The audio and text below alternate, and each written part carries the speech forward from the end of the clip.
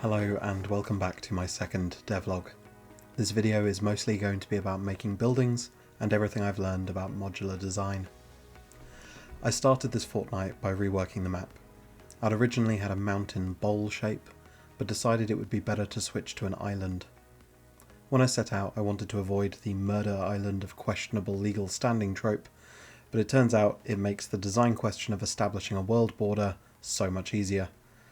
And for my game idea, an island looks really nice and can be incorporated very easily. I'm just modelling the island in Blender and bringing it into Godot as is. Eventually it's going to be necessary to think about optimising the terrain mesh with chunks, but that's not a problem for today. To model the island, I started with a flat plane and using geometry nodes extruded a rough circle above sea level. I applied some noise and damped the heights to avoid massive peaks or dips, then moved the noise origin around until I found the island shape I wanted. I'm plotting out the rough regions that I want to see on the map. For the alpha, I'm only going to be working with the city and industrial areas, but I wanted to have some idea where they might be and where I might put everything else. I then used sculpting tools to modify any areas I wanted to be rougher or smoother manually. Now that I've brought the mesh into Godot, I begin to plot out these areas with cubes. I figured using simple shapes would help me get a feel for how the map would end up looking, and help me scope out the design issues ahead of me.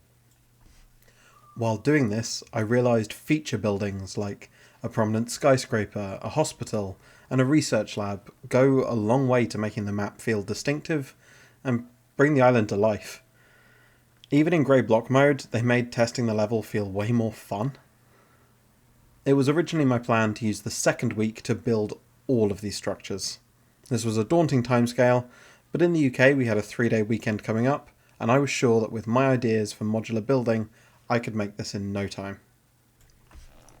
I'd recently ordered a new motherboard, CPU, RAM, and SSD for my PC, which was still clawing to life after 10 years of neglect. So after using my long weekend to upgrade my computer, I then set to work on the architecture. But I want to take a brief interlude to talk about colour palettes. I don't have a well-trained eye for colour, so I decided to use this palette as the basis for my project. It's called Journey, it's by user Pineapple on Pizza. It's absolutely gorgeous and the work speaks for itself. Without using a palette, I think there's a good chance anything I ended up building would be a brutalist wet dream, and having fixed vibrant colours definitely led me out of that comfort zone. However, this palette is clearly designed for pixel art, and I was abusing it for all the wrong reasons. I will be using palettes going forward to motivate creative colour choices, but I'm going to make sure I test them thoroughly by drawing sample scenes and then using them as a guide rather than a bible. So it's finally time to talk about what took up the majority of my week.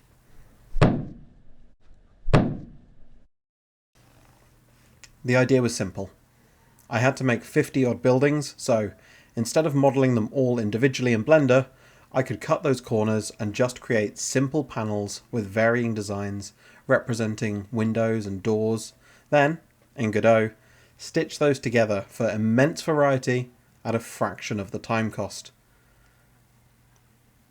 I'll explain exactly why that didn't work over footage of me doing just that.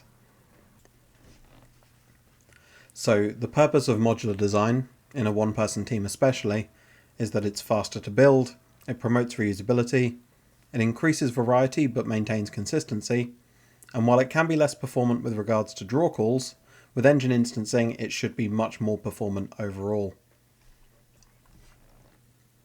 When looking at level design, there's a balance that has to be struck between modelling software and game engine. If I do everything in Godot, I end up with technically flawless capsules running around a city of cube primitives, and if I do everything in Blender, I'll have a cinematically beautiful desktop background. Knowing when it's time to take things from one to the other is part of the art of game making, and I absolutely did not hit that balance well this time. Because I'd decided the panel should be assembled in Blender and then be placed together by hand in Godot, I lost an incredible amount of creative freedom just from this decision alone. The panels ended up being locked to 3-meter squares with no real variance, and floors could only really be composed of a single panel design anyway, because making connectors for each one was a big hassle and they rarely actually looked good. This further locked my creativity, as when I moved to pre-assembled floors, the 12-meter square floor plan was very hard to change up. So coming up with meaningful variations of the designs which looked good and weren't too standoutish was a pain and frankly not that feasible. Which brings me to another one of the difficult balancing acts for environment design: hiding repetition. If I make a design which is too noticeable, interesting, or standoutish, then every time I reuse it, it'll be painfully obvious that I've copied an asset, and that could quickly become immersion breaking. However, if none of my designs are interesting or stand out, then I quickly end up designing Milton Keynes. The answer, or at least part of it from what I've read, is to keep the ideas of micro and macro variation in mind, where variation on the, for example, building level helps keep small scale assets looking interesting, where variation on large scales can make whole cities less of a snooze fest.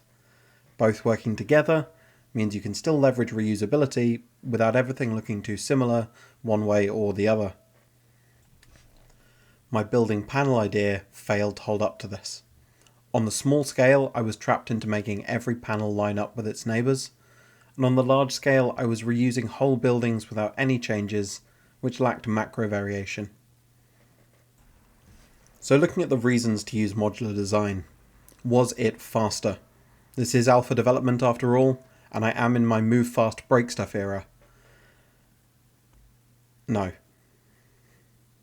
The footage you're seeing is sped up by 15,000%, and it's likely only half of the work that went into making the buildings, as hand assembling them in Godot took its own enormous amount of time. Having to build each component and ensuring it could match with any other made the whole process run like treacle. In the end, making a single design of a wall panel likely took as long as assembling the whole story would have otherwise. But did I get to make 31,886,460 buildings? No. In fact, I was able to make 13 distinct buildings by the end. You saw them at the beginning.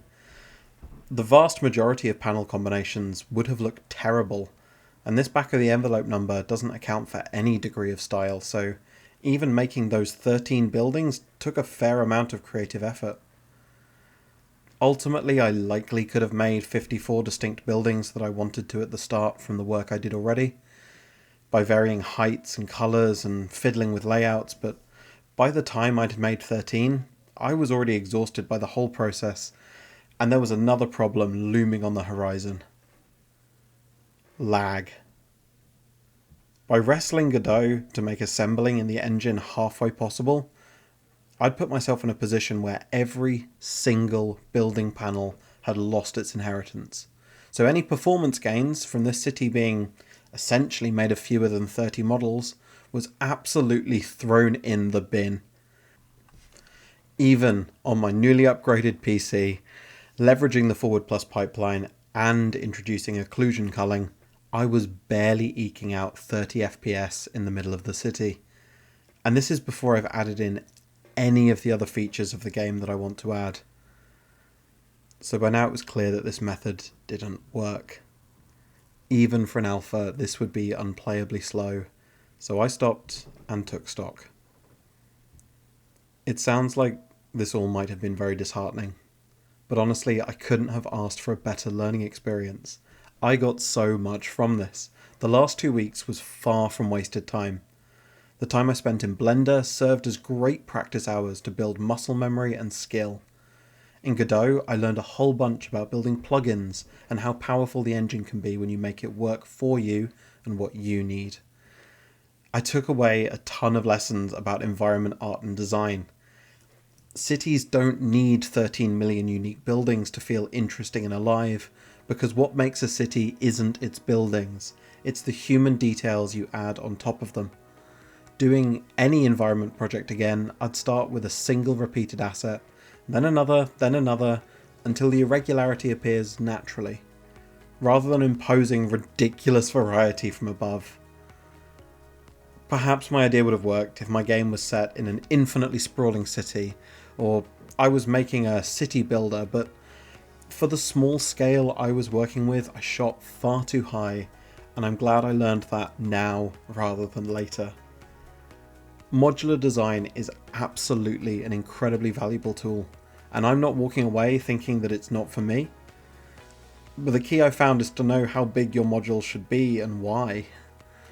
I'm now realizing the panel design was far too granular, the same as if I decided that I was going to build this city brick by brick. I should be working with whole stories of buildings, or even buildings themselves for a level like mine. For now, my rule of thumb is going to be that if I'm working by hand, I do it in Blender. If I'm letting the computer assemble it for me, then it can go in Godot. I am going to be approaching this task again with the lessons I've learned. There will be a Buildings 2.0 devlog at some point down the chain, so if these buildings are missing from future videos, I promise they're coming back better than ever. This morning I made a quick demo node that would stack pre-made scenes on top of each other to make high-rises in a fraction of the time I was putting them together by hand. So there's a sneak preview of what's to come. If you've made it to the end, thank you so much for watching. I'm still reeling over getting 70 views on my first video. When you're at the start of your journey, every milestone is massive, and I cannot thank you all enough. On top of game development, I'm learning a lot about making videos. So far my strategy has been to make a big pile of raw footage and spend a Sunday stitching it into something hopefully watchable. But writing this now, I have nothing but contempt for myself over the last couple of weeks for lumping me with this job. So I'm going to switch up my style for the next couple of devlogs, editing as I go along. I'm interested to see if that makes a better video or not. Feel free to let me know.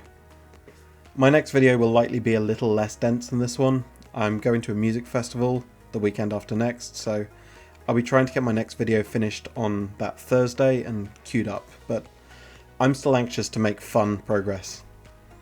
Next time I will be focusing on vehicle movement.